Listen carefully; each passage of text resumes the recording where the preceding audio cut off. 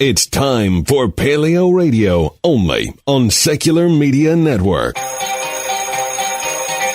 You are now entering Paleo Radio.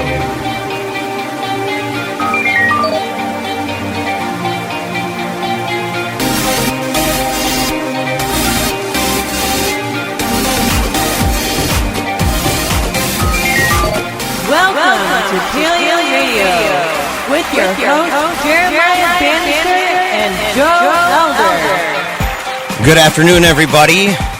I'm the Grand Poobah, Jeremiah Bannister. And I am Joe Elder. And you're listening to Paleo Radio. This is actually an interesting thing, Joe, because this is our first time ever, in fact, doing a show together, just the two of us. Yeah. Live together. That's the qualifier.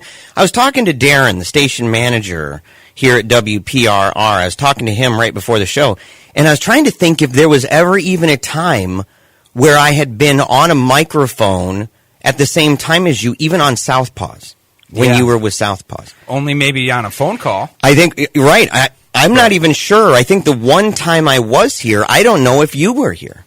Yeah. And so this literally is a first. So we're really happy about this. I'm really grateful for this opportunity. And listen, at any point in this show, if you're interested in calling, it's really, really, really easy. It's 616-656-1680. We want to thank everybody who's tuned in right now on 1680 AM and 95.3 FM in Grand Rapids, as well as 90.1 FM, and in Pontiac, Illinois on WPJC at 88.3 FM. And listen, I don't want to forget all the people who are streaming right now. Yeah, which is a good amount. So thank you guys for that, and the people just listening in on your cars, driving about on this wonderful Saturday afternoon. And we have some fantastic topics. We do. We're going to start with, and I think this is kind of fun, Trump wants to debate Clinton without a moderator. Yes, of course he does. It's going to be, that would be a really, really, really interesting exchange, and we're going to talk about that more. Yep, and then we'll also get into how many Trump protesters are really deplorable, which was kind of pandering off of Hillary Clinton's pretty bold statements. Yeah, how many people who like Trump are deplorable? Is it the half? What does she call them? Basket of deplorables or something like that? A basket of them. A basket of them. And Very so we're going to talk about that. Actually, that's a cool conversation, too, because that's actually a real conversation that was taking place with the folks over at 538. So it's going to be a whole bunch of fun. And then we're going to wrap everything up with the myth of Whitey. This is by Rod Dreher, the useful myth of Mighty-Whitey over at the American Conservative. You know, we have to interview that guy sometime. It would be great if we could. Rod Dreher, he's an interesting guy. We don't agree with everything. Obviously, he's an eclectic person, but he does raise a lot of good questions. And whether you agree with him or not, it's an intellectual argument to have with him. You know, and if we make, I don't think we've gone public with this until now, and we may as well just do it. Just let the cat out of the bag. But to say, we're tossing around the idea of going from a pre-recorded show that's recorded in the really schwanky studio at my house to doing it here.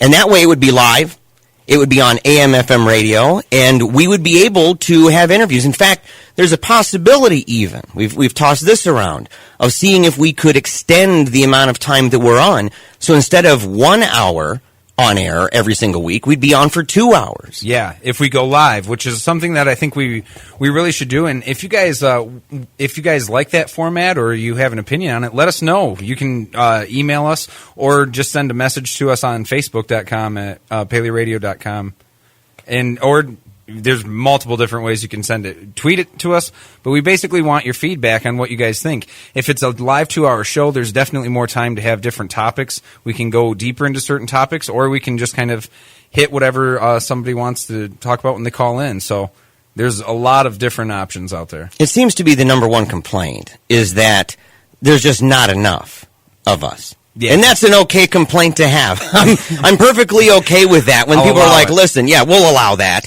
When people say, oh, man, you're talking for 15 minutes about a topic, and you just really start getting into it, and it's getting really deep and real heavy and fiery, and then all of a sudden the music kicks in, and it's, oh, man, what a bummer. That's right. And that's true. I mean, it happens all the time. And so speaking of Facebook, or speaking of live stuff anyway, I wanted to say, both Joe and I, we've talked about this too, is doing more Facebook Live videos. Mm-hmm. You know, and that's something, I've got a lot of criticisms of how Facebook's doing it. I really hope, and I said this in my own personal Facebook Live video that I've done on my wall. I've done 3 of them since I hosted the last show a couple weeks ago. But that Facebook really begins to accommodate the needs of people who are professionals outside of Facebook, who say this seems like a fantastic medium, and it is. It's a great medium for connecting with their listeners or their viewers, where those people can have access to a personality's private life, a more intimate setting, and I think that would be a whole bunch of fun. And if we do them over at Paleo Radio, which I'm glad that Facebook allows pages to do it, yes, and not just people. But if we start doing that, it's going to be another way that people can watch us live in real time, participate, comment, and everything else. And so we're kind of tossing that around. Yeah, we're looking forward to the conversation, and that's the thing is, you know, a great benefit to going live is the fact that Jeremiah and I hash out a lot of our topics for a good long time before they even get to the air. This is a good chance for us to kind of blend those ideas and get involved and have these conversations immediately going on, and you guys can be involved in that by commenting or joining in and having your 2 cents be added to it. So I see a lot of value in it, and I think those Facebook Live events are going to be a lot of fun. Yeah, so follow us on Facebook at facebook.com/Paleo Radio. Now, Trump wants to debate Clinton without a moderator. Big Don. Yeah, Big Don wants to debate Clinton without a moderator. This is by Daniel Halper over at the New York Post. Washington, Donald Trump wants to debate Hillary Clinton, but he doesn't want to share the stage with anyone else, not even a debate moderator. He said, I guess on an interview, he was on CNBC, he said, quote, "I think we should have a debate with no moderator, just Hillary and I sitting there talking." Yeah, well, wouldn't that play in his favor? Because Donald Trump, even when he was doing his presidential campaign with Republicans, was able to talk down a lot of people that were pretty strong, and he would go around the moderator, and the less involved the moderator was, the more he could just dominate the conversation. So obviously it would play into his favor, so it makes sense that he would do it. But I kind of laugh at his feign of civility. We'd just be sitting there talking. Yeah. It would be a shouting match. Yeah, it would be just buddy chums. They'd just be real gentle souls with each other. Cross-legged sipping tea. So what I think about the wall, no way. It wouldn't come out that way at all. Yeah, it'd be really nuanced. There'd be a lot of just gentle conversation and exchange going on. Yeah. I don't think so. You know, it would be interesting, though. Both of them have had a really rough patch recently. Yes. I mean, they have. Yes. Both of them have been the target of just so much negative stuff, and rightly so. I mean, there's literally every day you can hop on the internet or open up your newspaper if you're old school and cool like that. You can open up your newspaper, and lo and behold, there's some other scandal surrounding Hillary and Trump. Wow, what a surprise. Sure, and you know that people wait with this information in their back pocket for the presidential campaigns to be able to drop them out. So it's a heated time in political debate anyways, because we have a presidential campaign going on. But add to that the fact that both candidates in certain areas or in many areas are deplorable. You have just a constant trove of garbage rolling in, and it's more of it is true than it's ever been. There's always been smear campaigns, right? Those have never been out of the game, but this is just what this is now. It's an entire smear campaign. There's no civility. How do you go positive? When because at this point, if either of them said, well, you know what, I'm going to commit to this agenda of staying positive, right? I'm going to try a John Kasich attitude at this point.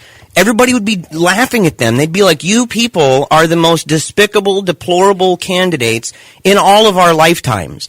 Every single day, something rotten comes out about you. Something absolutely terrible about both of them. I mean, they are literally loathed by a large number of people. And the despair in the electorate is through the roof. Historical proportions of despair. Yeah, I think that it makes a lot of sense, though. This is what you get with not only a cynical system, but a cynical populace, too. Our population, we respond to this negative imagery, all this negative garbage. If we didn't, the ratings wouldn't be there. So, I mean, I do blame our candidates, but when we look back and we go, how did we get here? You all know how we got here. We all know how we got here. We got here by thinking it was funny to have candidates like Donald Trump running, and we thought it was okay to have someone like Hillary Clinton be a career politician and just promise not to have something like her Clinton Foundation be connected to anything that's dirty. And we all know how that stuff works. With Trump, it was treated like a joke.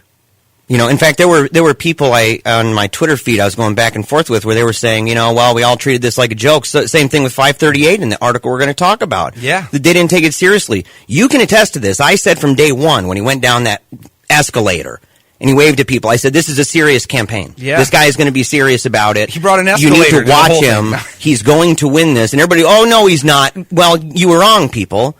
I'm sorry to tell you. Well, right? You get what you got. And the stuff with Hillary, you sit there and say Hillary is the product of scheming and self-fulfilled prophecies, where people say, well, it's just going to be this way. This is what's going to happen. Well, of course it's going to be that way if you treat it that way. Yeah, you believe it to happen, and you're naturally with that thought, you're kind of leaning into it in the first place. With Donald Trump and his presidency, people don't think of intelligence the way they should. In my opinion, there's multiple forms of intelligence. There's people, like you've always heard every college student say that, I don't test well, right? I study good, I'm all right at that, but I don't test well. It's the same concept. Donald Trump may not be, he's not the best public speaker by any means, but he's very clever with media, and he knows how to work with getting people to do what he wants. I mean, if anything, if he has an intelligence, towards getting people to understand that he connects with them, and he does think that he sells the fact that he can get results.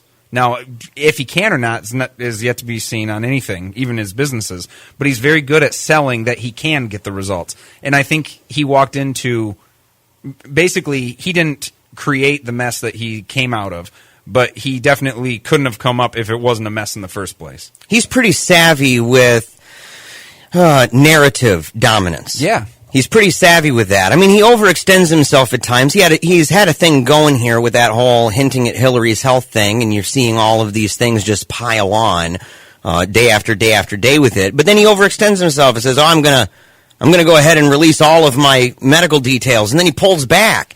Well, you lose initiative at that point, right? You no longer have that dominance. But he's pretty savvy with it. He's pretty savvy at pitching the idea that he can produce results, like you were saying, but at other times he has these reactions, like this whole thing here, this whole moderator situation.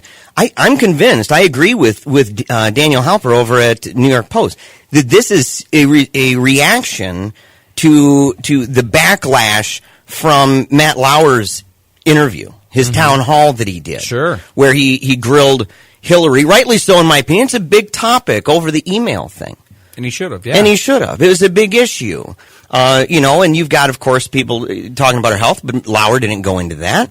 And if Hillary's right, it's even bigger because she's accusing Russia of being involved in all this stuff, too. I mean, so this is a monumental issue, but people were upset, especially the Hillary people were really upset with Lauer. And there's suspicion, anyway, that Trump is afraid that Peacock Network, because of the flack that they got over it, that they're going to turn their scope toward him this time. So he's like, hey, let's just get moderators out of here. Let's do that. And I also think it shows how obvious it is that a lot of journalists in the game right now are pay for play.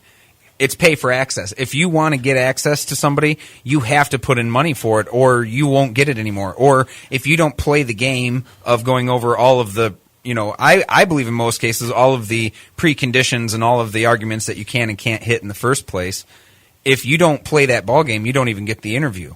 And we know that to be true. Like, think about in Britain, I believe, is it Question Time or the hot seat? Where the prime minister spends an hour just getting nailed by everybody, and that makes sense. But could we even have a system like that in the United States? Not even close. Not even close. It's designed in every single way to avoid getting your candidate to be in public in front of everyone, getting asked questions that they don't know are coming, and having to answer that on their feet or respond to whatever their record is right off bat. Almost everything we know about our democracy is designed to keep that from happening. Well, and both of these candidates aren't prepping very well, I don't think. I mean, Hillary's been in a lot of them. Trump's like, well, whatever. There's a whole bunch of stuff on him. And listen, folks, the first debate is September 26th at Hofstra University in Hempstead. It's going to be moderated by Lauer's NBC colleague, Lester Holt. Yeah. Yeah. Oh, Les. And old Lester. And, come on. Lester Holt, the idea that he's like the biggest shill in the world. I mean, come on. Yeah. Yeah. He's a formidable guy. He's really going to... He's going to just hold feet to the fire and bend the will of all these candidates. It's what's going to happen. We know him to be that guy. Yeah, so, I don't think so. Yeah, I don't think so either. And, listen, Trump thinks Lauer did a great job. He said he was nice to me. He was tough, but I answered him better than Hillary did. We'll see how that goes, because there's definitely going to be a moderator. I mean, if I had to bet money and put money on it, if I had to do that, I would definitely say, yes, Lester Holt is going to moderate the debate that's going to happen on September 26th. Yep, and I think it will be as lukewarm as it always is. It'll be the same thing that we've been used to seeing. No changes here. 616-656-1680. We'll be right back right after this. Love Paleo Radio? Join the club. Support our work by visiting patreon.com/Paleo Radio today.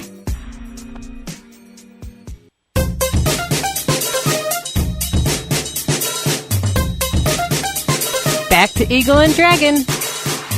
Welcome back to Paleo Radio, live in studio, 95.3 FM, 1680 AM. Thank you guys for joining us. Yeah, absolutely love it. I got to throw this out there, man. Do it. I have to. It's big, big news.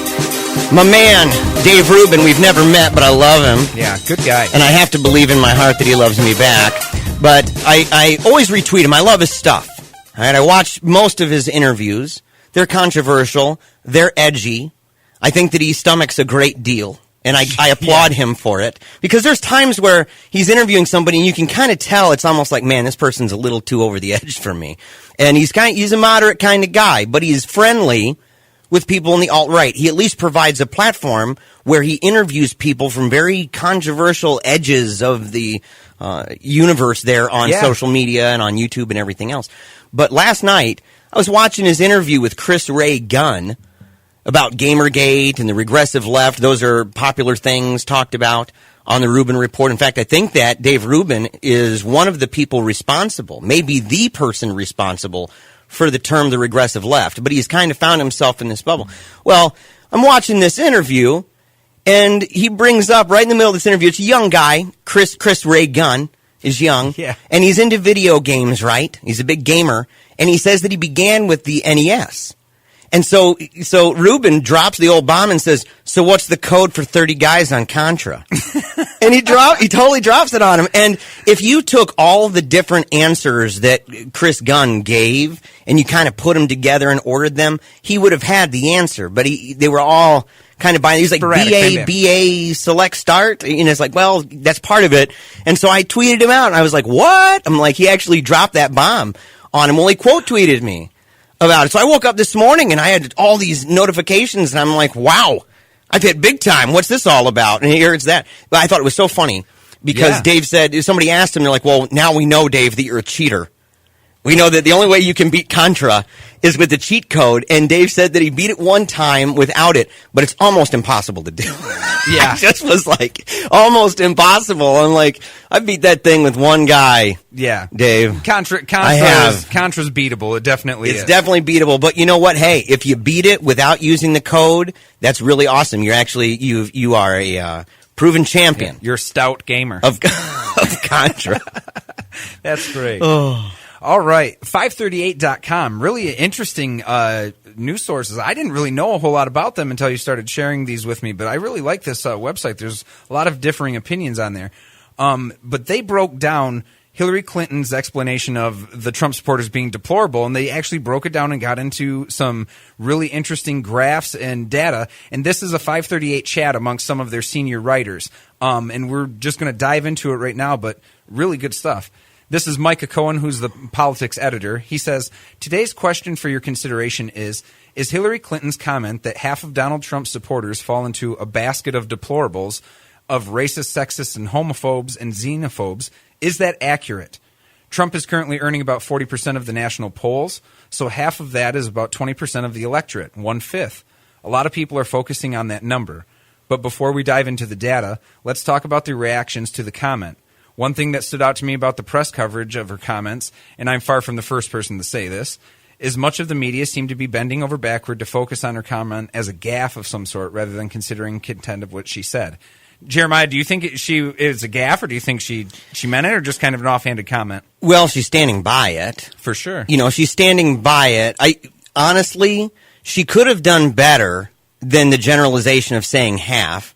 And I think that if they were honest and campaigns were capable of saying, hey, yeah, we may have really been overgeneralizing, the number's probably smaller. If campaigns were even capable of doing that, right, and admitting wrong, which they don't. The whole purpose of your manager and your press manager and your surrogates is to defend you literally at all costs, it seems. Yeah. And so I think that if they were honest in their hearts and they were able to scale it back, at least to say, hey, here's the data, right? This is what we think. And not just of Trump's folks, but the data in this article, as it's laid out later, and we'll get into it, the data in the article shows that on a lot of these issues, there's not even a margin of, 6-8% between Democratic attitudes and people supporting Hillary and Republican attitudes and people supporting Trump, especially on issues to do with gays and lesbians. Sure. Issues to do, now trans issues are different, so are Muslims. Those are the more extreme ones. But on other issues that are controversial that kind of throw them into the basket of deplorables, there's not a massive difference. You're talking 1 in 4 versus 1 in 5. Yeah. Different there between Republicans and Democrats. Is that surprising at all to you? Part of me thought, yeah, because it's a poll, and because people, when they answer polls, they want to, you have to factor that in. Well, but they realize, right? Yeah, they realize they don't want to be like, oh yeah, I don't like those Mexicans. And so that's kind of a lot of people, you have to factor that in. I forget what they call it. I don't know if it's the Brown effect. There's I think a guy who was running for mayor in California, and there's an effect with that about how people, responding to polls and surveys oftentimes don't want to be honest, even with the pollster, about where they stand. But it was a little surprising, and at the same time, I kind of thought and said, yeah, that's actually, I can imagine that. Yeah. Those are pretty realistic numbers, it would seem. Well, just playing on what you said, even in the article, Harry Enton, who's a senior political writer, says, this is like asking whether someone is racist or not. Most people will say, no, I'm not racist, but other people might characterize them as such. For instance, a majority of white Republicans say black people, quote, lack the motivation to pull themselves out of poverty, but less than 30% oppose living in a half-black neighborhood. Mm-hmm. So, I mean, it's kind of a false dichotomy, but it is. When you're asking people, if you came up to them and said, we're doing a poll, or even if you didn't tell them about the poll and said, are you racist? And you put the mic to their face, how many people are you going to run into that's like, I've evaluated myself, and I'm just a clear-cut racist. Yeah. Have been all my life. I just happen to find other races as awful. No, but people will hold those generalizations, right? But I'm not surprised that it mixes between Democrats and Republicans at all. I'm not surprised that xenophobia or racism or anything like that plays into both parties, because politics is just one aspect of what a human being is. Then there's racial ties, there's cultural ties, ethnic ties to everybody that accumulates into one person, and those type of issues are just not red and blue issues. They're black and white issues. They're issues of actual race and how other parts of our being play out in life. So I'm not surprised that you could find 30% of Democrats that would say black people lack the motivation to get out of poverty. I think that's exactly about the amount I would expect it to be. Yeah, Hillary's got her own basket of deplorables. Absolutely. Right, and they're all there. Do you think it was a wedge strategy, right, to divide kind of the internationalist, globalist branch of the Republicans for the nationalistic branch? I do, in a way. I think it's a way of wedging between independent voters that are more akin to a Gary Johnson than they are a Jill Stein. And you can do that by being very clear about race, because it's a hot button issue. It's a wedge issue, just like many others, just like abortion is, right? What was it, 5 to 10 years ago? Abortion was the bomb issue that someone would drop on you, and that could split your votes right in the hair. Right now, racism is. So I think a lot of it's a Democratic strategy to say, if you don't side with being a racist, you got to come hither. Right, or go elsewhere. Yes, or go elsewhere. Right. The truth is, and maybe I'm stretching here, but we need to accept the fact that even when it's about other minority votes, people are still considering political people are still considering the white vote. So a lot of times they pander it against each other. They say, well, if you're for black people, you vote Democrat, baby. It's a sell, and it's just as dirty of a sell on one side as it is on the other. There's a guy, I don't know his last name, Harry. And Harry admits that it's difficult to measure the animus toward different groups, that it's a hard thing to do. And he talks about this 538 article by Nate Silver and Allison McCann in 2014. And they looked at a whole bunch of these different general social survey questions that touch on racial animus. And when asking a number of different questions, you alluded to one a while ago, do black people lack motivation to pull themselves out of poverty? 57% of Republicans said yes, Democrats 40%. Yeah, so that's 17% difference. Right. It's not as big as people would think. And then you have whites who say blacks are more unintelligent than intelligent. Republicans 16%, Democrats about 14%. Yeah, so about the same on those scores. And there's a whole bunch of these questions. In fact, at the end of the day, Silver concluded Republicans are hovering around like 27% or so, Democrats around 19%. Yeah, you're talking 1 in 5 versus 1 in 4. Sure. There's your baskets of deplorables. And apparently, that's how both of them roll. Yeah, and I think that the animus that they've had, or they've showed that slight uptick. I mean, that is an uptick of people that are more nationalist, that tend to have more racist connotations. But that's not necessarily. It's just something that doesn't sit solely on the side of the right.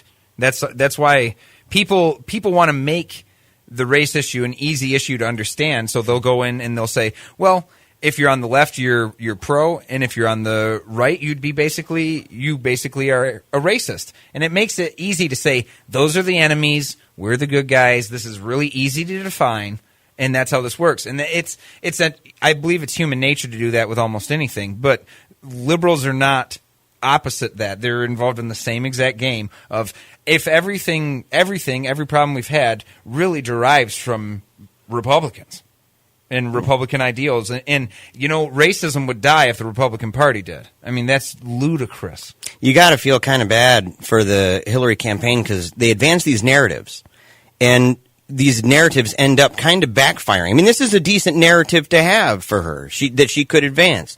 But when you start looking at the numbers, you're like, man, except for Muslims and trans, those are off by about 10 to 15 from the general population.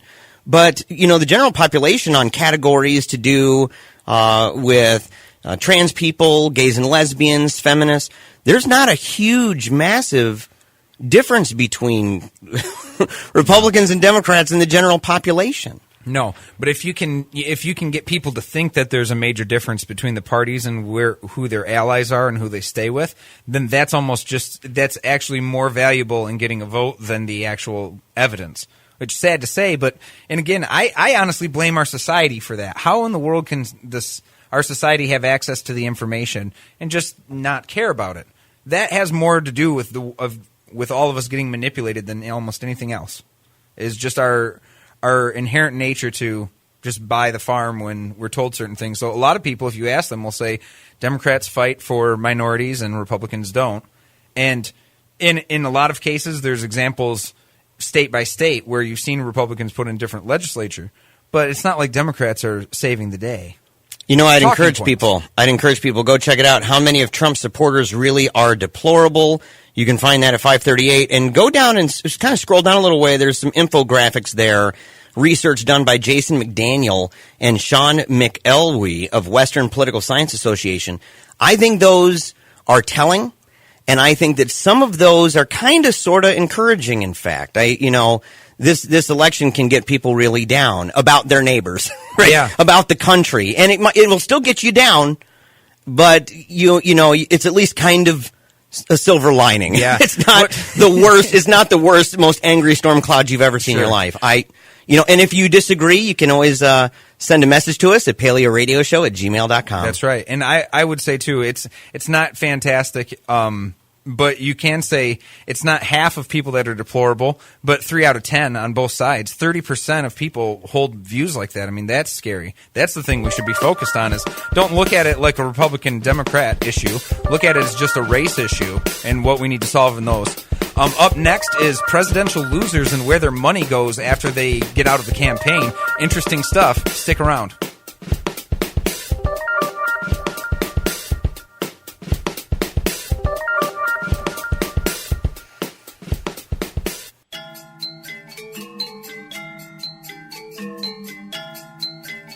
Now back to Joe and Jeremiah. Man, Twitter's so much fun. Not gonna lie, it is. Don't get banned, right? Yeah, don't get banned like Free Milo. Yeah, free Milo. And that's true, man. They should. They need to free Milo for sure, 100%. I disagree with like 95% of what he says. I still think it's ridiculous that you can kick a guy off for not really being that bad. Right. But I got in a conversation yesterday. And it was a bunch of fun. It was really late at night. I don't even know why this guy was awake. I think he lives in another time zone. But Alex Singer the number 4, Congress. So at Alex Singer for Congress, open secular guy, ran for office, openly secular. Good stuff, right? Good stuff. And we got into an exchange about whether or not voting third party is a wasted vote. Is it realism to buy into the lesser of two evil logic, or is it a self-fulfilling prophecy? And we had fun back and forth. And I told him, I said, it would be really cool. I think that we would have a very cordial discussion back and forth. And there's another guy that we should literally bring on to the show, and interview him and talk about that, because that, to me, that's such a big issue, especially this election, when we might have a president who could win with less than 40% of the vote, and it could happen. It's probably going to. And I think just real quick on that. I know this isn't the topic, but this is a good thing to be talking about.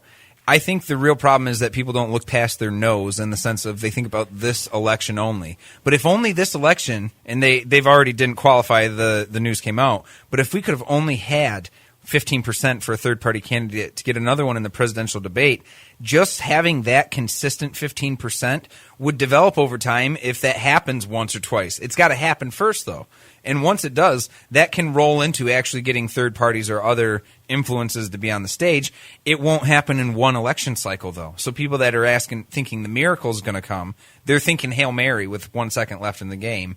And they need to think about the whole game and the longevity of it. And this is the last thing I'll say about it.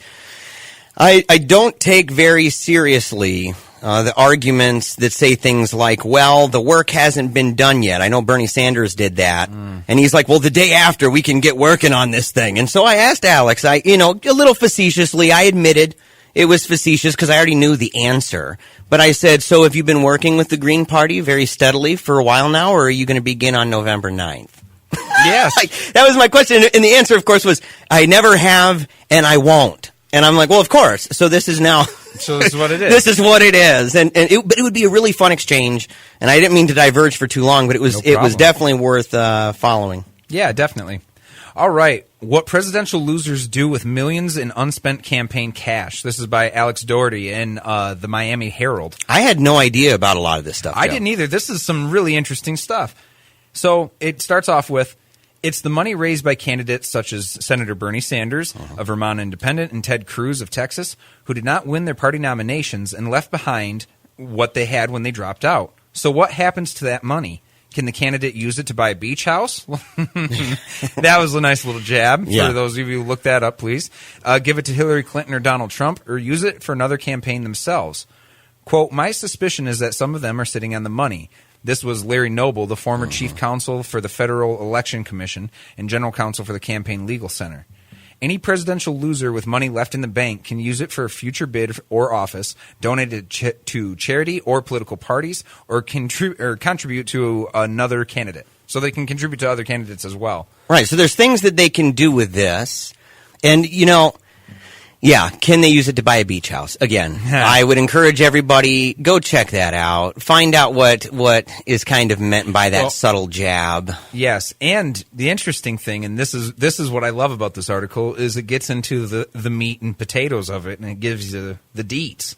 Like Senator Ted Cruz transferred nearly $3 million of his presidential campaign money to a Senate campaign huge. committee. That's $3 million huge. bucks. I mean, from presidential. That's how he's staying in the Senate. He's funding himself through just farce presidential bids almost. And to say, hey, listen, yeah, exactly, where you can run for office, raise a bunch of money, you can run for president, raise a whole bunch of money, and hey, if you lose, that's okay. Because you can use that money to fund your political career in other ways. You can say, oh, hey, over and over and over again. You just tuck that money away. Your super PACs can tuck that money away. And say, oh, well, next election, we've got all this loot we've been sitting on. Well, and when you think about it, I'm talking about eating and sleeping and where their hotels are and where they're getting their food and everything. That's coming out of campaign contributions. And so that's a really important point. We have a caller on the line. We're sorry for keeping you so long. We have Robert in Kentwood. How are you doing today, Robert? Oh, not too bad. I'm going to go ahead and backtrack a little bit. That's absolutely fine. What you were talking about the deplorables and who, what percentage of Trump supporters, would be considered deplorables. Mm-hmm. Well, I have a real issue with that because I have a real issue with Donald Trump, and I think Keith Olbermann's 170-some reasons not to vote for Trump the other day was absolutely brilliant because it outed so many things that were absolutely appalling that Trump said about race and gender. Yeah. And if somebody sides with Trump, they're siding with racism and they're siding with misogyny. What about? In my opinion, anybody who sides with racism and misogyny is deplorable, period. Sure. Knowingly. It's not as if they don't know that he said these things. That's right. I think it's when people believe to certain stereotypes and the extent in which they believe them. I don't know. I think with I'm now in the position where I'm defending Donald Trump, and I don't really believe many of his policies are very good. I don't think he is an overt racist in his own mind. That's what I think is the problem. Most people that vote for him, and even he himself, he doesn't think what he says is racist. Mm-hmm. And so I think that causes a bit of a problem in the sense of most of his voters. If it is, it's kind of hidden in. I'd like to see. I have to see the Keith Olbermann video as well. I'm really interested in that. You must. It's brilliantly done. The other issue with Trump is that he's completely unqualified for the job. Mm-hmm. I am not a brain surgeon. I'm not going to apply for that job. Yeah. I'm not a plumber. I'm not going to apply for that job. He has absolutely no qualifications when it comes to international affairs, for example. I think that's actually more legitimate than calling him a racist. I actually, something. The vast majority of racism that exists in this world is unconscious racism. That's why, and that's why I think it bleeds into Democrats, right? And that's why I think we need to. I think we can reserve harsher judgment for people who are conscientious and desirous of being racist compared to people who are, let's say, implicitly racist, for example, and genuinely believe that having a couple black friends is a good thing. I think that's incremental. I think that, and let me say this, I'll backtrack a little bit. I understand what you're saying, but I wonder the same thing about Hillary. I think Hillary has said some very deplorable things about race and about gender and about women who claim to have been raped by her husband. I mean, she just trounced on them. She regaled them. And her and her husband's position on immigration, for example. There was a video shared recently of the State of the Union that Bill Clinton was in talking about immigration. He sounded like Trump. Mm-hmm. He was literally saying the exact same thing. Same thing with Hillary back in 2008. She was saying the exact same thing. I haven't heard their mea culpas yet. I haven't heard them prostrate themselves and say, listen, I was a racist before. I said bad things about black people. I tore apart young women, even including teenage people. I did that. And the fact that they took off the part on her campaign website that said that women who make allegations that she believes them, she stands with them, they took that off. They took that off the website, and there's a reason why, is because it began to get outed. Now, that's not to say, and it's the last thing I'll say, it's not to say that everything's equal because you can find bad about both, right? I'm not meaning to make that pitch. At the same time, I think our criticisms are only as strong as how well-tempered they are by being fair and saying, well, if this is my claim against candidate X, then candidate Y, if they've said something similar, has to have the same kind of criticism. I don't argue that point in the slightest. I really don't, because we're in a situation now, unfortunately, where we're forced into a situation of the lesser of two evils. We are. Maybe for the first time ever in real life, but yes. But we really are, because if somebody does go ahead and choose Stein or Johnson, that could mean that we're going to get the more evil of the two evils. And then their own movements, the own Green Party movements, will be set way back. Because I'm still feeling the burn, okay? Mm-hmm. I'm a hardcore Bernie supporter, no question. However, if Bernie's absolutely right, they will set themselves back a decade if they keep pushing this, and if they cause Trump to win. Robert, I have a good question for you. This is one that I like to ask about third-party candidates in this case. Do you think it's been the boy who cried wolf, where for the past 5 or 6 election cycles everyone's been saying that, but now it's actually true and people have dismissed this idea where when people say truly, when you vote third party, it's going to go to the other candidate, there's been a lot of proof that doesn't necessarily make a difference in other campaigns, but in this one, it is a unique beast. It's different than other situations. It's incomparable. It is. And do you think that in some cases it's been boy who cried wolf, where that's been used as rhetoric and now people are kind of dulled to it? I think it's been rhetoric. Mm-hmm. I really do. I supported the Green Party. I voted for the Green Party. But it's absolutely been rhetoric, but it's not anymore. Now it's the real deal. Well, thank you. Now it's been taken to a certain level that if Trump does win, the damage to the Republican Party is going to be catastrophic. If he doesn't win, it's going to be catastrophic either way. And we desperately need to have civil dialogue. Let's put intellectualism back into these debates that have turned into nothing more than a Jerry Springer episode. Mm-hmm. Thank you. Well, I agree. I can't agree more with you on that last statement. I'm so grateful that you called, Robert. I appreciate that you listened, and I appreciate that you took the time to call us. My pleasure. You guys have a good day. Yeah, thank you so much. And Robert, if you're still listening, please post that Keith Olbermann link onto our Paleo Radio page on Facebook. We'd love to see it. Yep, that's facebook.com/Paleo Radio. Listen, we're running out of time in this segment. I encourage people, if you're interested to know what presidential losers do with millions in unspent campaign cash, go read the article by Alex Doherty at Miami Herald. Yeah, we will share the deets. There's some interesting stuff, especially about recovering from debt and all that. Next, Rod Dreher. We're going to be back. Don't go anywhere. For debates, interviews, or speeches, contact Paleo Radio Show at gmail.com.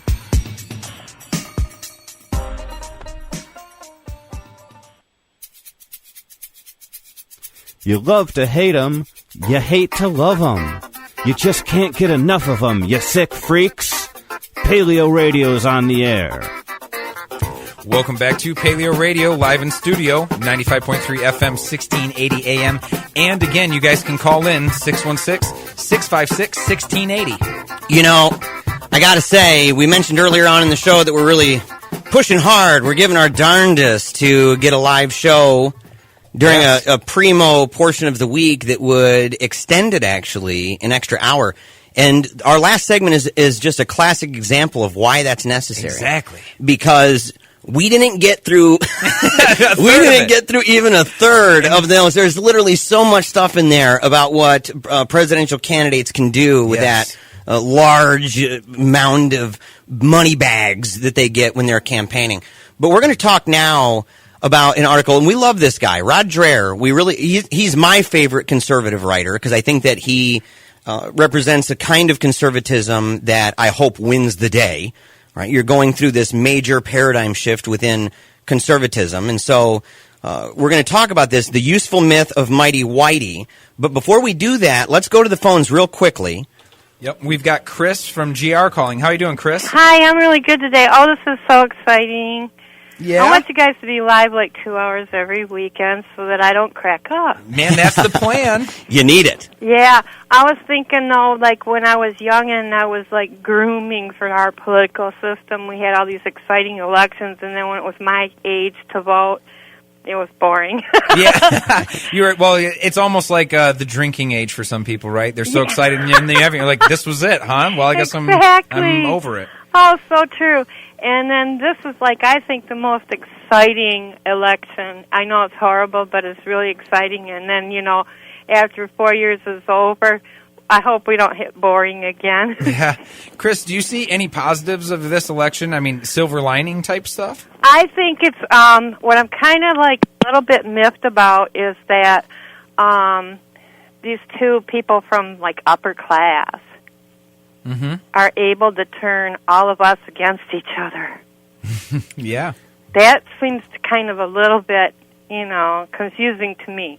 All the while claiming that they identify with us. Oh, they really identify. They're acting like, they know what we feel. Yeah. When a lot of times they ended up in the same rooms in a lot of cases, right? Before Donald Trump was running for president, he was at a lot of Democratic campaign donations. He was involved in a lot of those things. The high-end hoity-toity dinners I'm talking about, along with Republicans. And that's just how the game is played. These people have like interest, way more like than I think we let on. Well, and I think it was interesting how she brought up class, right? And kind of this elitism, because I don't know if you saw, I know this is a little weird to throw out there, but the Ellen show, okay, Ellen DeGeneres? Yeah. She had Michelle Obama on recently. And listen, I rarely ever say any negative words about Michelle Obama. I like Michelle Obama. I've taken flack for saying that she's one of the most beautiful. Oh, she's great. One of the most beautiful first ladies in our entire history as a country. That's not even a question. It's not even a question. It's not a valid. Anybody who says that's ridiculous. Against it, they're ridiculous. But if you watch that, it was a weird thing, because even Michelle Obama seemed very aloof, very detached from everyday life, looking at an ATM machine as if it was this weird alien technology, and walking around in public and using a megaphone to get people's attention inside the store. Well, these are the people that are in charge of things that are big decisions, like our food and our environment and everything. These people aren't in touch with our food. They don't have to make their own food. That's true. Well, or their idea of thinking what people have access to. Just go down to the street and spend most of your time in the fruits and vegetable section. You spend $20, you walk out there with maybe 2 meals. And the idea of somebody who's in that reign, you basically have a request to the chef that comes to your door. It's just a totally different lifestyle and experience. That's what that whole thing with the Standing Rock is just amazing, because, they don't know how Indians live. That's right. That's a great one, and we're actually going to be covering that hopefully in the next week or so, too. But we have to get to the next topic here, Chris. Thank you very much for the call. Hey, how are you? Yeah. Bye-bye. Bye. Thanks. So, back to this article here, and thank you so much for that phone call, by the way. We absolutely love it. Flattery is our favorite brew here. So, Politico has this interesting interview, right? And there's these questions about what's going on with the white working class. And Politico's Glenn Thrush is quoted here. If we're looking statistically, and who the heck knows what's really going to happen, but Nate Silver is giving Hillary Clinton around an 80 or 90% chance of winning as of today. What becomes of these folks without Trump? How does this manifest itself in the political dialogue? Is this group going to go quietly into the good night? And these are really big questions about longevity, questions about how institutionally connected are they in order to continue going on. But I think even more importantly, what is it about Donald Trump's tone? And actually, this was brought up by J.D. Vancer over with Hillbilly Elegy. And he said, why are white people, why is that tone? Why is it resonating? And why don't Democrats, apart from Bernie Sanders, why don't they seem to get it either? I think these are valid questions. What's going to happen? Yeah. Well, I think when they play on that tone, I think talking about where the origin of that tone comes from, too, is a very important thing.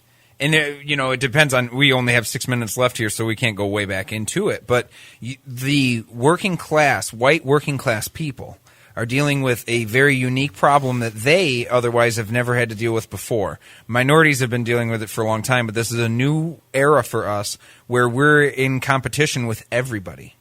Where that's why I think you see in an elevated – there's only one group, one demographic where you're seeing elevated use of drugs and alcohol and overdose and suicide in America, one just straight stern one. And that's coming a lot of times from white middle class workers or lower middle class. I think it's a struggle.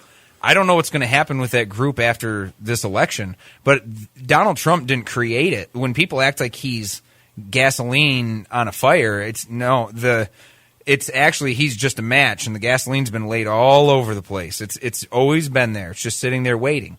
And I don't know if Donald Trump has incited it. He's brought a lot of things that are alt-right into the center, but he's not responsible for this sentiment. I think it has more to do with economic issues and white people struggling to have the jobs that their fathers had and their grandfathers had because the competition has been leveled up so much. You know, Dreher brings up something. He says, we have this weird thing in American life in which many people on both the left and the right seem incapable of thinking in gray terms when it comes to race, class, and economics. It's either 100% the fault of racism or 100% the fault of lazy people who ought to be bootstrapping their way out of poverty.